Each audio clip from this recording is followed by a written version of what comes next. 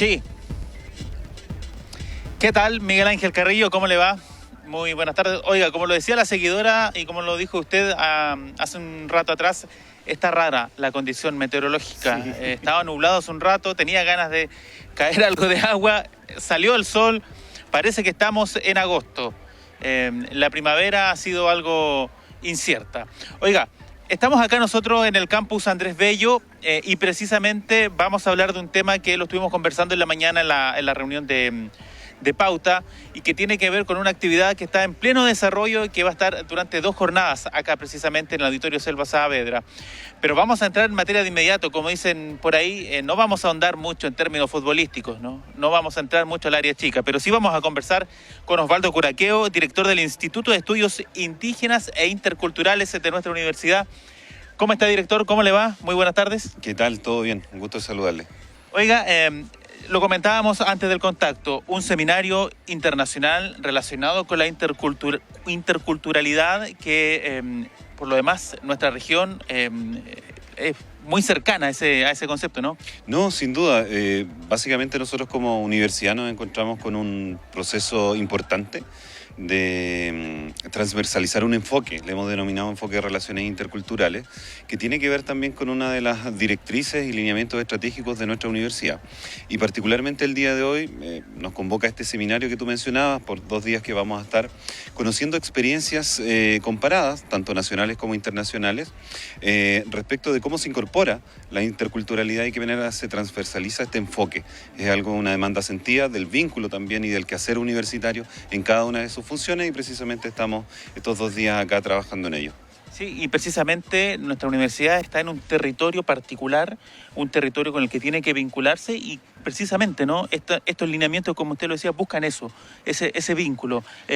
¿Cómo se va a hacer esto, no? ¿Es precisamente lo que se está conversando esta jornada? Sí, el cómo es una muy buena pregunta. Ahora estamos en esta fase previa, no obstante, como tú lo planteas, tenemos más de un 30% de población indígena en nuestra región, perteneciente en particular al pueblo mapuche y de manera similar también acá en nuestra universidad. Es decir, solo en pregrado tenemos más de 3.000 estudiantes con ascendencia indígena que pertenecen al pueblo mapuche y que claramente las formas de abordar los procesos formativos, de investigación, de vinculación con el medio y del trabajo que realiza la universidad es sobre lo cual quisiéramos ahondar, definir también una forma de hacer, por lo tanto la respuesta del cómo no está, no obstante hay principios que deben reconocer los derechos de los pueblos originarios, hay principios que deben reconocer componentes éticos de abordaje tanto de investigación y formación y también del trato y reconocimiento de los derechos de los pueblos originarios y en especial y en particular, así lo ha definido esta universidad con el pueblo mapuche. ¿Eso qué podría considerar, no? Porque como le dice usted, todavía está, no sabemos el cómo,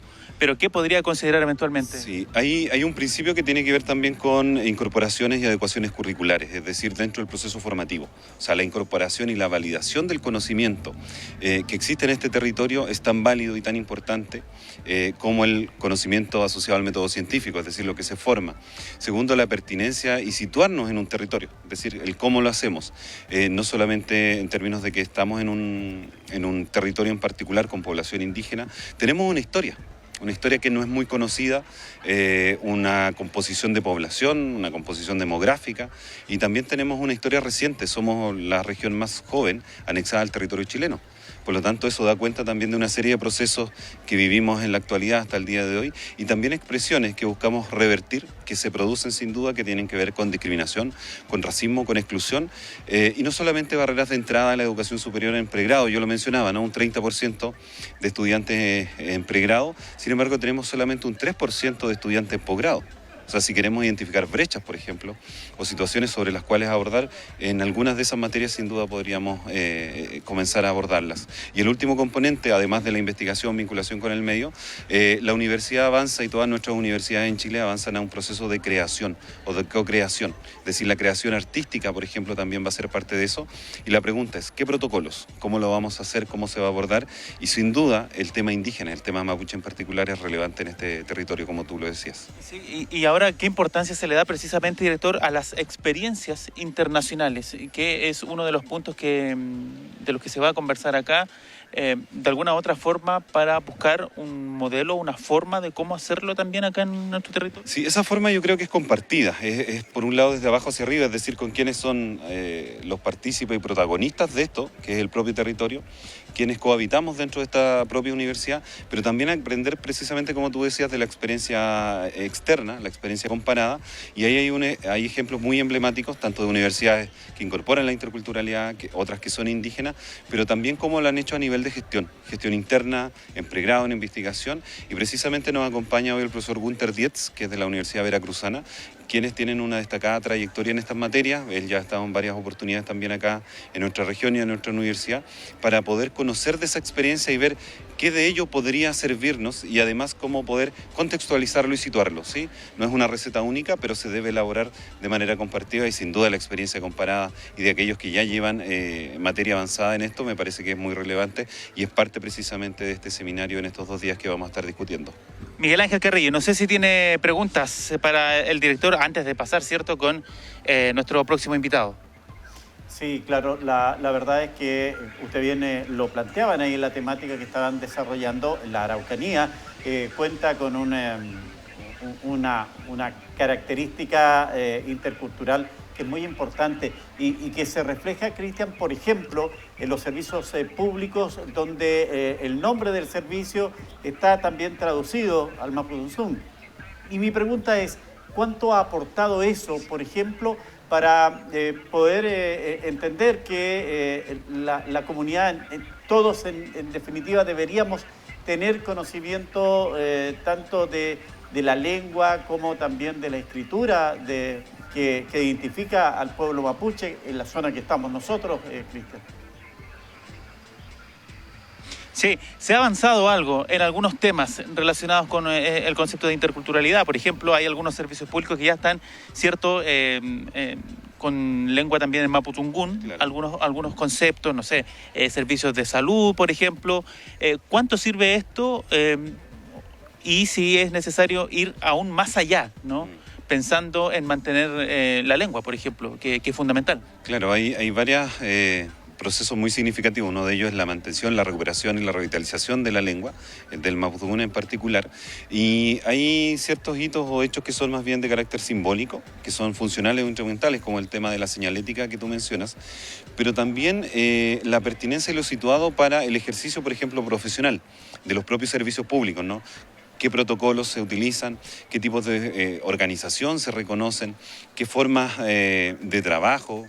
Ya lo decía también la organización, de comprensión también de distintos fenómenos que como universidad podemos identificar, pero también como servicio público. Es decir, la pertinencia y situado de la intervención de lo público, del trabajo público, sin duda que es un eje transversal en esta región. La importancia de lo público no solo a nivel de empleabilidad, sino que de la intervención del Estado, de los municipios, etcétera, es muy relevante, pero también de nuestros profesionales que egresan de acá. Entonces la pregunta es cuál es el sello, qué diferencia a un egresado de una carrera cualquiera que fuere en este territorio en relación a cómo puede desempeñarse laboralmente y puede efectivamente contribuir al desarrollo de este territorio, de esta región y en particular también del pueblo mapuche. Director, le agradecemos por darse unos minutos y mire, vamos a invitar de inmediato a Gunter Dietz, profesor de la Universidad Veracruzana de México. Mucho gusto. ¿Cómo está? Muy bien, muchas gracias. Usted va a dar la clase magistral hoy en la tarde, ¿no? Esta tarde, sí, exactamente. Lo que quiero compartir con mis colegas de la UFRO es una experiencia que tenemos en la Universidad Veracruzana, donde desde el año 2005 estamos en ese proceso de interculturalizar, territorializar la universidad, abrirla a los pueblos originarios y juntos aprovechar esos saberes para entrar en un diálogo entre saberes comunitarios y saberes académicos, ¿no? Entonces ahí tenemos varios programas y llevamos ya algunos años intercambiándonos aquí con el Instituto de Estudios Indígenas e Interculturales, porque como este ámbito es muy nuevo, no hay recetas que copiar unas de otros, sino que hay que intercambiarse, ver lo que funciona, lo que no funciona. Y la gran paradoja con la que nos encontramos es que reconocemos que la universidad, tal como existe hoy, no puede aprovechar todavía toda esa diversidad de estudiantes, porque había sido pensada para otra época, para otro tipo de estudiantes solo urbanos, estudiantes solo de clase media, media alta. Hoy llegan estudiantes de todos los estratos sociales, de todas las regiones del país, y entonces tienes que cambiar de didáctica, de forma de impartir clases, de cómo vincularte con el medio, y eso es un desafío para todo tipo de universidad. Esto va a ocurrir aquí, como nos está ocurriendo a nosotros, y como va a ocurrir en Santiago y en otras partes, porque son las relaciones específicas que la universidad tiene con la sociedad que la financia, una universidad pública, la mía, igual que la de ustedes, y entonces tenemos ahí también un deber frente a la ciudadanía de ofrecer servicios de calidad, pero, como decía Osvaldo, con pertinencia. Carreras que realmente te sirvan para no tener que emigrar, para no tener que largarte de tu entorno, sino poder retroalimentar y servir a tu propio entorno, a tu familia, a tu comunidad, ¿no? Y eso es el desafío con el que estamos enfrentándonos. Profesor, ¿cómo fue el inicio de todo esto? Porque como lo dice usted, no hay modelos aquí, por decirlo de alguna forma, sobre el camino se va arreglando la carga, ¿no? Por decirlo de alguna forma. Sí. Pero ¿cómo fueron esos primeros años y cómo están ahora? ¿Qué han tenido que incorporar? Por ejemplo, usted me hablaba de programas. ¿Programas vinculados a qué, por ejemplo?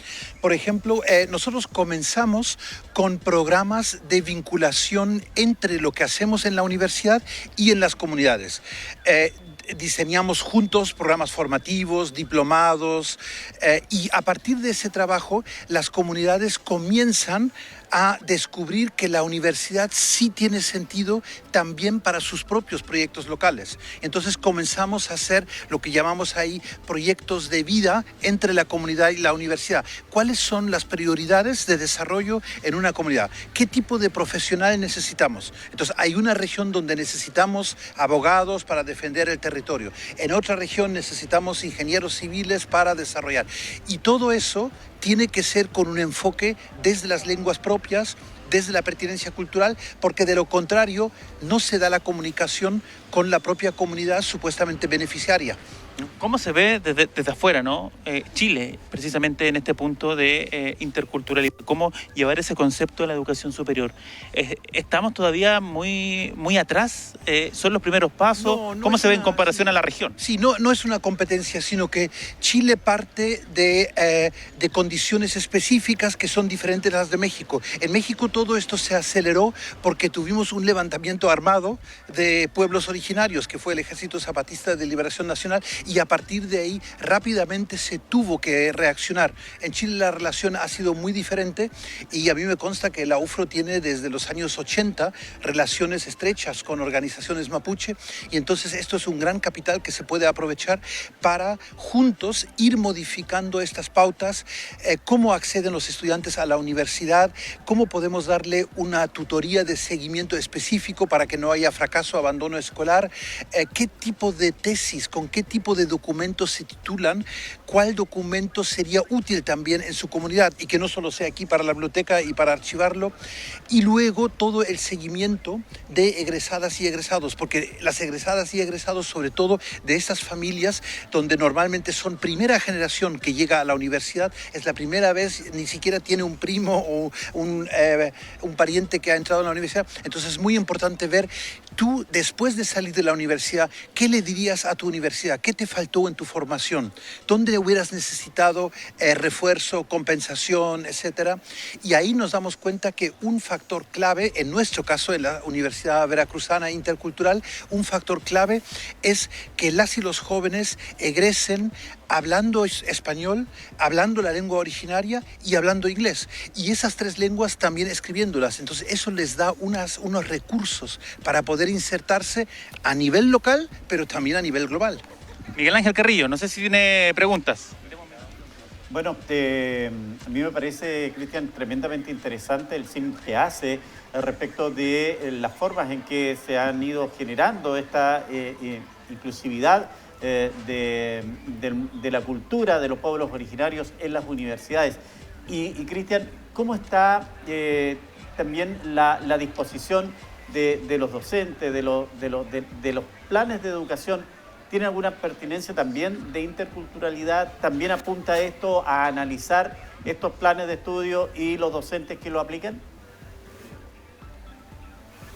Sí, ¿Hay también algún trabajo relacionado, por ejemplo, con los planes de estudios, con los docentes que tienen que cumplir ciertas características? Sí. ¿Cómo se trabaja? Estamos revisando todos los planes de estudio de todas las carreras porque nos hemos dado cuenta que hay un sesgo de determinados saberes hacia lo que viene de Europa, lo que viene de Occidente, y sobre todo por las crisis ambientales, climáticas que estamos viviendo, necesitamos recuperar otras fuentes de saberes. Y nos damos cuenta que en Araucanía, seguro que igual que en Veracruz, hay saberes campesinos, hay saberes comunitarios que tienen que entrar en diálogo con los saberes de la biología, de la química, de la física, etc. Y entonces esos diálogos de saberes requieren una nueva metodología de trabajo, tanto en el aula como fuera del aula.